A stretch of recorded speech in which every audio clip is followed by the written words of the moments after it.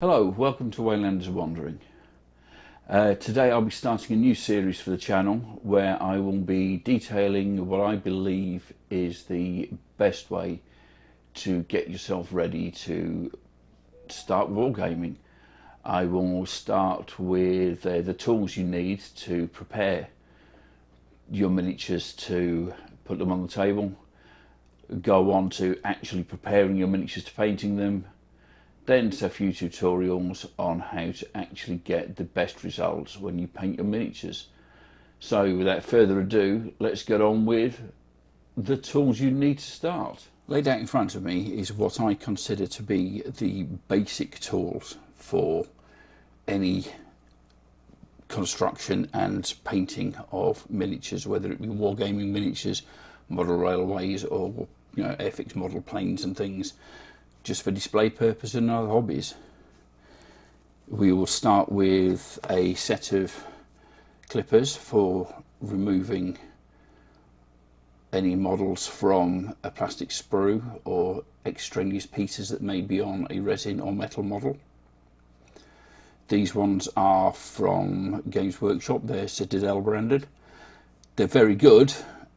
They're very flat on the one side and tapered and angled on the other to get a good clean cut. So you would put the flat side closest to your miniature to clip.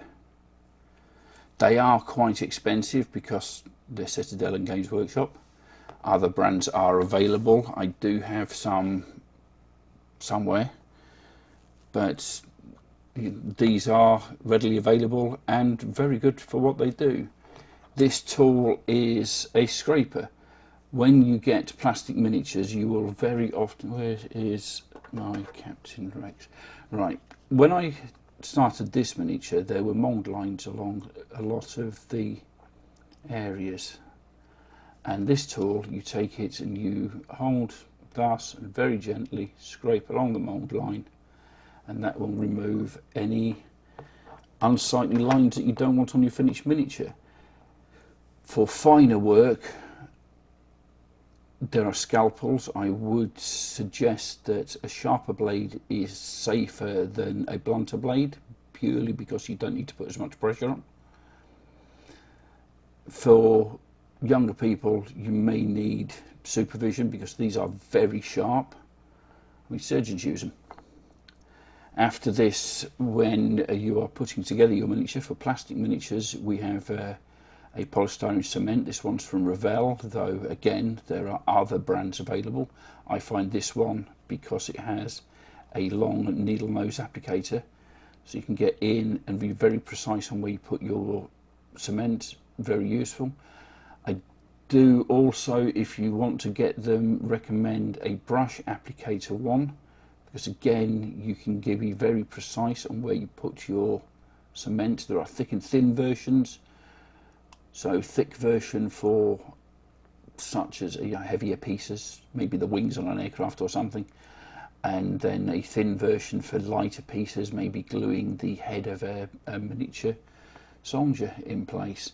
For your non-plastic miniatures, so that would be resins and metals, I recommend super glue. This is Gorilla super glue. This is very good. Dries very quickly, it sticks super strong. Again, there are many other brands available, and ultimately the choice is up to you on what you use. Depends on where you are and what your pocket can stand. Next we have brushes. You will want varying sizes of brushes. We've got going from relatively large to very fine brushes for very fine detail. Again, these ones are from the Army Painter. I like these very much. They are a sort of a semi-stiff bristle, which suits my painting style. Games Workshop, Humbrol, Airfix, many other companies do brushes of various qualities and various price points. As a general rule, if it's more expensive, it's probably a better brush. Of course, then we come on to paints. You will want a selection of paints in a selection of colours to finish your miniatures. I have a preference for acrylic paints for many jobs. These are water based and will thin down quite nicely with just water and give a very good finish on all wargaming miniatures. Are very useful also in model railways and other model making projects. You can also get enamel based, oil based paints, which are useful in different ways, but I would consider that's a more advanced technique, and I will discuss the use of enamel paints when we come on to painting. This is a simple wall tile, ceramic wall tile. It's very good for mixing paint on. You can lift some paint out of the pot, put it on the wall tile, add a little bit of water from your water pot or whatever thinner you're using, depending on the paint type. Get a nice clean thing. These are dirt cheap. A lot of places may give you from a few pennies. Got a nice hard surface, very easy to keep clean, very useful to use. Of course, as you can see, all of this is on top of a cutting mat. This will protect your surfaces. Your wife, girlfriend, mother, partner of whatever stripe will not thank you if you are using knives on their good wooden surfaces. Always get a cutting mat. So that's the basic tools out of the way. Next we will discuss more advanced tooling. In front of you, or in front of me, we can see just a few of the more advanced tools that I regularly use in miniature painting. Not everything is on screen at the moment. I will bring in the other items as and when. First we'll start with an airbrush. This is, well, it's a brush that uses air to force the paint out. So it's similar in many ways to a rattle can or a spray paint can. These vary very much in price and quality, so your mileage may vary on mine. This one was relatively inexpensive. We have a nice reservoir on top to put the paint in. I will say that virtually every paint that you buy will require thinning down, sometimes quite a lot, to go through your airbrush. For acrylic paints there are thinners like this waterborne thinner. This was relatively inexpensive. I think it was £3 for that big old bottle. And for enamel paint you can use any white spirit. To use this you will need a compressor that feeds the air in through the bottom here, and you pull the trigger, paint comes out, sprays on the miniature. I tend to use this for weathering effects on larger vehicles, and if I am mass undercoating a bunch of miniatures and I don't have a rattle can in the correct colour that I wish to use. So I'll pop that away again because they are, like I said, relatively expensive and need some looking after. But that brings us on nicely to rattle cans. Here are just two of the colours that I use. They're both from Citadel. Other brands definitely exist and are definitely less expensive. This is a black undercoat. This will give you a overall dark finish when you finish. I also use white undercoats if I want a bright, and for a mid-range there's a grey. However, if you want a metallic finish you can either use a gold or a silver paint. If your miniature is mostly blue, use a blue undercoat paint. But please make sure that it's an undercoat and not a car top coat, because they are far too shiny and they will not give you a nice finish on your models. In conjunction with weathering powders are used to give sort of dirt and weathered effects on many miniatures. Again, from vehicles, I'll pull out the Captain Rex. if you look around his legs, you'll see there's a lot of drab and dirt, which is where these colours have been brushed on with the tool that comes in this weathering powder set. And then to seal it, because it's literally just a loose powder on top of your miniature, you must varnish it. I would suggest varnishing your miniatures anyway, because it protects the paint. The oils in your fingers and your skin will make the paint come off. So plop a coat of Rattle Can varnish on and top it up occasionally.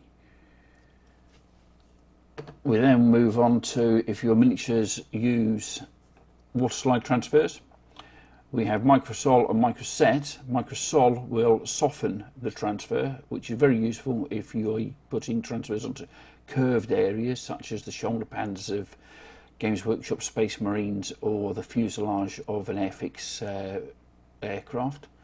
And we have Microset, so once you've got it in position, this will improve adhesion and set the transfer in place. Very useful and very much recommended. Next we come on to a painting handle.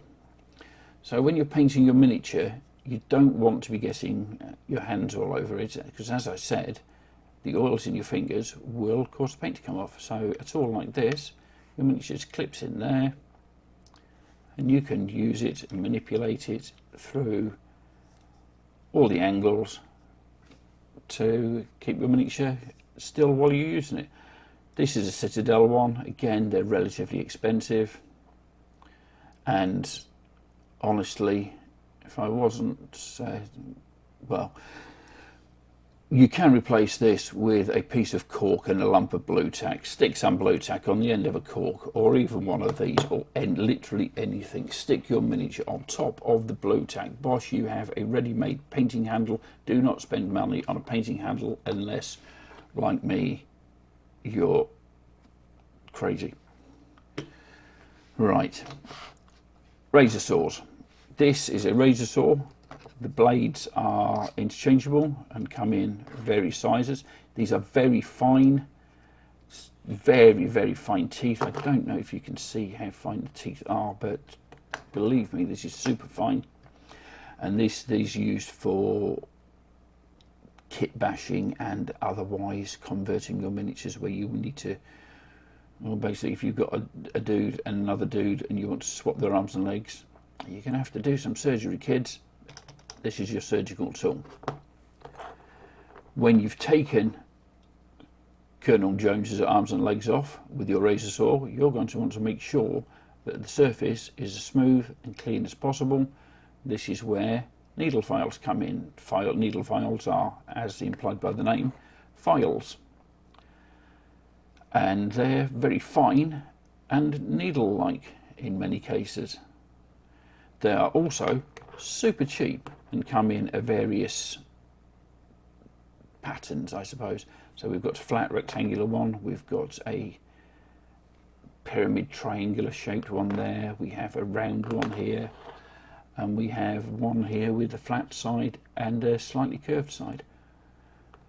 These are super useful and they are super cheap. I think the last set I bought, I got a packet of 10 for maybe £4 or £5 off the local market. Next we will move on to a set square.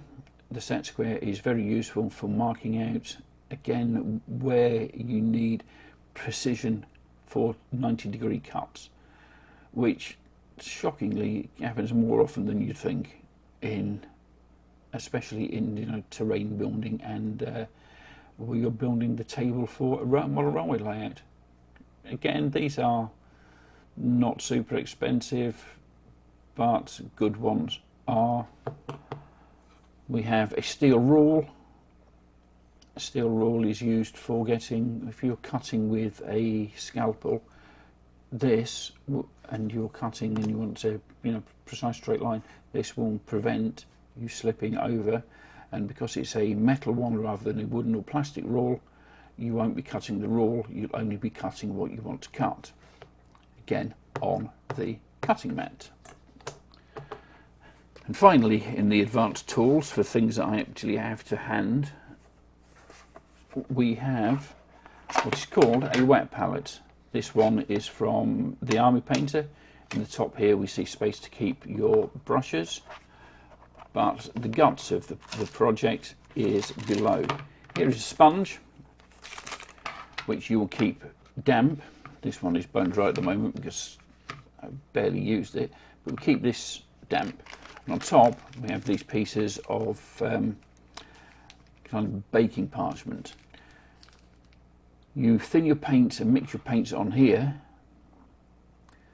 and because of the properties of the baking parchment and the damp sponge underneath, this will keep your paint usable for much longer. So if you're painting if you've mixed up a custom colour, for instance, for your infantry battalion, and you've got 50 models to paint in your infantry battalion, you're going to want to use something like this and keep your paint fresh for longer, because mixing up that exact shade again is going to be difficult, to say the least.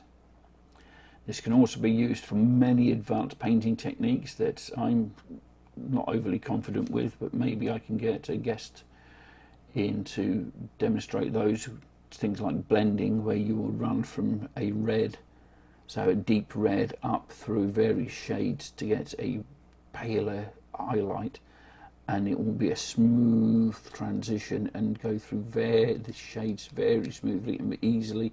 And I like it, I use it, and yeah, these are for advanced painting techniques which I like to use, but I'm not great at, so you probably won't see it from me on here, but as I said, I'll try and get a guest in.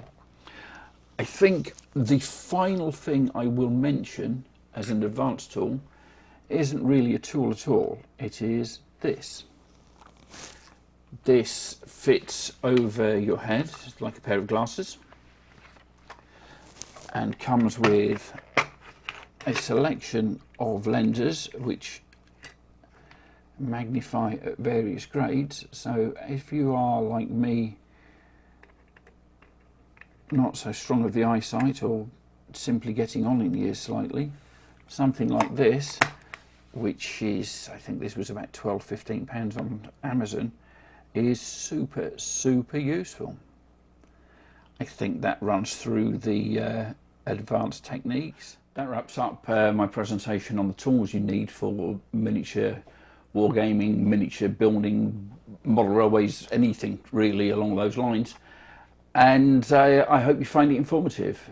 If you did, please leave a like down below. If you didn't, equally leave a dislike. Please comment if you have any suggestions or ideas of your own, or if you actually particularly enjoyed it. For further videos in this series or other videos I produce, don't forget to don't forget to subscribe and click the bell icon to be notified when I upload. Thank you for staying to the end.